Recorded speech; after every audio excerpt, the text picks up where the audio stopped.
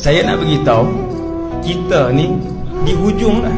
Allah berfirman, kami yang ciptakan kalian, walaupun kamu semua tidak mempercayainya. Saya dan kita semua akan berakhir. Allah Ta'ala bercakap dengan saya dan kita semua, apakah kalian menyangka aku menciptakan kamu semua secara main-main? Dan apakah kalian menyangka bahawa kalian semua tidak akan dikembalikan kepada Allah? Apakah kalian menyangka kalian tidak akan dibawa menghadap kepada kami?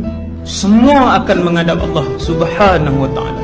Saya dan kita semua berada dalam satu alam yang namanya alam bumi, tempat persinggahan sementara, dan kita semua akan meninggalkan bumi ini. Bukti dia, orang keliling kita yang mati 400 tahun yang lalu hidup, malamnya dah tak.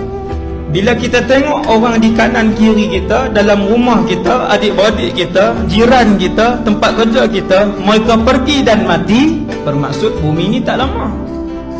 Bermaksud bumi ini sementara. Kita umat terakhir ini, umat hujung kepada yang paling akhir ini, sedang menyaksikan alam ini menghembuskan nafas yang terakhir. Sebab tu musim dia tak menentu. Kemudian kita sedang mengira tanda-tanda kecil kiamat. Kita di ujung, sudah di penghujung. Hasbunallah wa ni'mal wakil.